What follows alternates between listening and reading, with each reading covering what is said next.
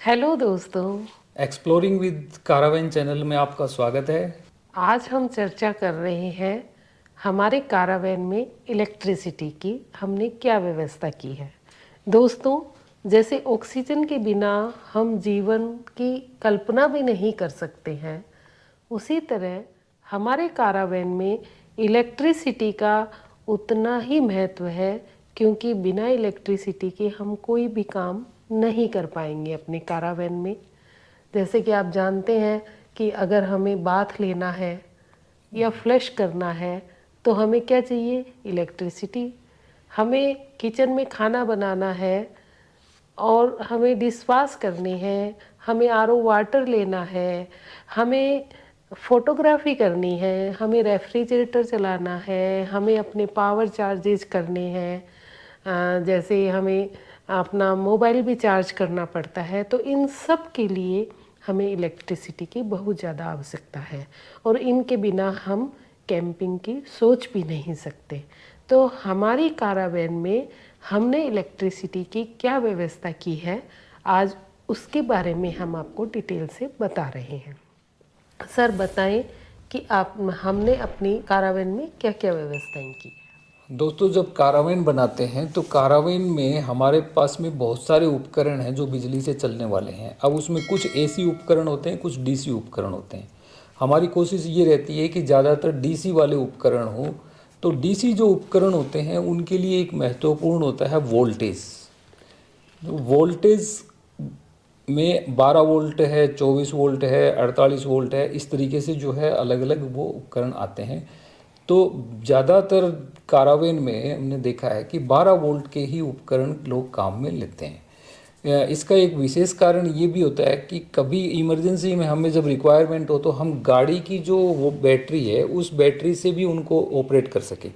तो गाड़ी में जो बैटरी है वो है 12 वोल्ट की, इसलिए भी हमें 12 वोल्ट पे फिक्स होना होता है। तो हमने जो इसके लिए इलेक्ट्रिसिटी के जो उपकरण जो लिए हैं तो उसमें हमने इन्वर्टर लिया। अब इन्वर्टर में भी दो तरह के आते हैं, एक तो एसिड बैटरी वाला आता है और एक लिथियम बैटरी वाला आता है। लिथियम बैटरी तो वैसे होती है जैसे अपने मोबाइल के अंदर बैटरी होती है, ड्राई बैटरी होती है, उसमें कोई पानी वानी या एसिड डालने का कोई झंझट नहीं रहता और उसकी लाइफ भी बड़ी होती है, तो मेंटेनेंस या उसकी तरफ फिर देखने की ज़रूरत नहीं है। तो इसलिए लिथियम बैटरी का इन्वर्टर हमने एक प्लान किया। और दूसरा एक हमने प्लान इसके अंदर किया कि हम कोई पोर्टेबल भी इसका पावर बैंक टाइप का कुछ ले लें। तो पोर्टेबिलिटी क्यों ज़रूरी? हाँ, पोर्टेबल का हमने प्लान इसलिए किया कि देखो, जब हम कहीं गाड़ी कहीं जाएंगे तो हम जहाँ गाड़ी पार्क करेंगे हो सकता है हमारी जो कैंपिंग साइट है वो उससे दूर हो। तो कैंपिंग साइट गाड़ी वहाँ तक नहीं जा सकती। कैंपिंग साइट इतनी दूर है कि वहाँ हम गाड़ी से तार भी लेकर के नहीं जा सकते कि वहाँ से तार लगा करके और फिर आगे वहाँ लाइट या उसकी इलेक्ट्रिसिटी की व्यवस्था कर ले। तो इसलिए एक पोर्टेबल सोर्स तो मेरे हिसाब से मतलब होनी ज़रूरी है गाड़ी में। तो पोर्टेबल सोर्स अगर आपके पास में अगर होगी तो हम उसको कहीं भी लेकर के जा कर के और कैंपिंग कर सकते हैं। तो हमें उसके लिए सोचना नहीं पड़ता है। तो पोर्टेबिलिटी के लिए हमने इको फ्लो का डेल्टा 2 वाला जो पावर स्टेशन है वो ले वो लिया। लिया। तो उसको हम कहीं भी ले जाके चार्ज कर सकते हैं। अब प्रॉब्लम ये आती है कि हमने ये दोनों सोर्सेज तो ले लिए, अब इनको चार्ज कहाँ करेंगे और कैसे करेंगे? हाँ, अब देखो, अब ये बात भी बिल्कुल सही है कि जब हमने 2 किलोवाट एनर्जी जुटा ली, 2 किलोवाट बिजली अपने पास में हो गई, 1 किलोवाट हमारा इको फ्लो हो गया और 1 किलोवाट का हमारा लिथियम इन्वर्टर बैटरी वो जो है वो हो गया। तो हमने फिर 2 किलोवाट के लिए क्या प्लान किया कि इसको या तो हम कहीं जाते हैं तो किसी के घर से हम बिजली का कनेक्शन तार डाल करके और उससे चार्ज कर सकते हैं। लेकिन हर जगह ऐसा पॉसिबल ना हो, ये भी तो हो सकता है।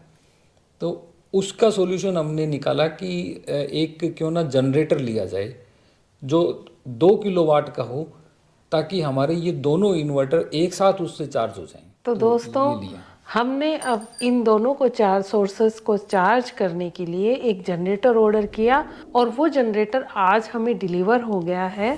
तो आपको बताते हैं कि उसमें क्या क्या क्वालिटी है और किस तरह से वो हमारे कारावैन में काम करेगा।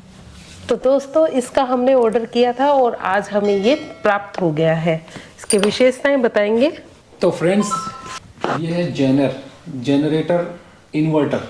जैसे अभी बताया था कि ये 2 किलोवाट का है। 2 किलोवाट इसका मैक्सिमम आउटपुट है और रनिंग आउटपुट यानी कि कंटिन्यू जो ये बिजली देगा अपने को, वो 1800 वाट दे देगा। तो इसमें हमारे को क्या होगा कि अपने दोनों इन्वर्टर 1-1 किलोवाट के जो हैं वो दोनों ही एक साथ चार्ज हो जाएंगे। और इसमें हम उसके साथ में पैरेलल में और भी जो चीज़ें हैं वो हम चला सकते हैं। जब वो हमारे इन्वर्टर चार्ज हो रहे हैं तब हम इसकी एनर्जी का डायरेक्ट उपयोग भी कर सकते हैं। तो इसके लिए इन्होंने जो इसमें दिया है वो एक एसी का आउटपुट दिया है और एक डीसी का आउटपुट दिया है। तो डीसी के उपकरण है वो यहाँ से हम कनेक्शन लेकर के और फिर उसके बाद में उनको यूज कर सकते हैं। ये एसी का सॉकेट है, यहाँ से हम एसी का कनेक्शन ले लेंगे।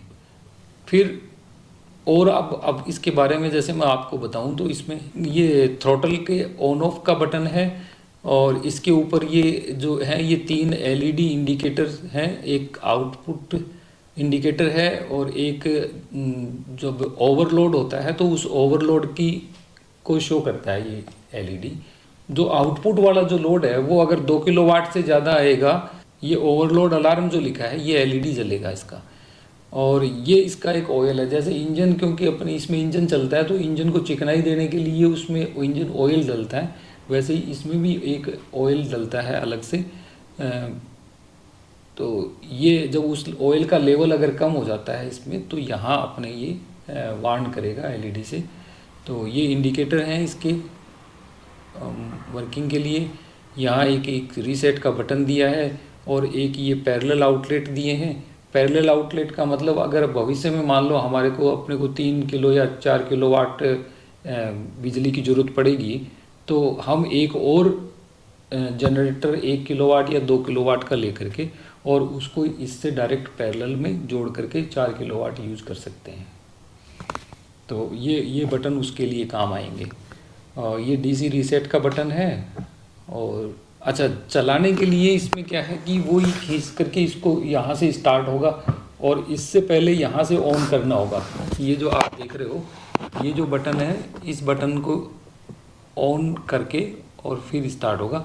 अगर ये ऑन करने के बाद में फ्यूल नहीं ले पा रहा है तो हमें चौक लगा रहे हैं इसमें, तो यहाँ चौक का बटन दिया हुआ, तो चौक के लिए भी यूज हुआ। इसको ऑन करके और फिर उसके बाद हम जब इसको पुल करेंगे तो ये स्टार्ट हो जाएगा। फ्रेंड्स, इसके ढक्कन के ऊपर भी ये ऑन ऑफ लिखा है। तो ये जब हम इसको स्टार्ट करेंगे तो उससे पहले हमें इसको ऑन करना है। तो ऑन में क्या होता है, ये ऑन ऑफ क्या काम करता है। वैसे तो देखो इसमें कुछ भी नहीं है, ये सिर्फ इसको घुमाएगा, लेकिन ये स्प्रिंग ये तो डाल रखा है इस स्प्रिंग को होल्ड करने के लिए, और वैसे इसका और कोई विशेष पर्पज़ नहीं है। बट ये ऑन हुए बिना ये चलेगा नहीं। तो आप ये देख रहे हो यहाँ एक कट लगा हुआ है, तो ये है इसमें एयर को लेने के लिए, क्योंकि अगर इसको हम बंद कर देंगे तो फिर एयर नहीं जाएगी तो फ्यूल आगे नहीं बढ़ेगा। तो फ्रेंड्स, अभी हम पेट्रोल लेकर के आएंगे और उसके बाद में फिर इसमें डाल करके और फिर इसको चला करके देखेंगे। वैसे इसमें बताया है कि इसकी जो ये साइलेंट है, वैसे इसकी फीचर्स में लिखा है कि ये साइलेंट है और 57 डेसिबल आवाज़ करता है, 57 डेसिबल तक की। तो होप कि ये साइलेंट हो और हमारी कारावैन के लिए अच्छी तरह से ये उपयोग में आए। तो मिलते हैं नेक्स्ट वीडियो में, तब तक के लिए जय हिंद, जय भारत।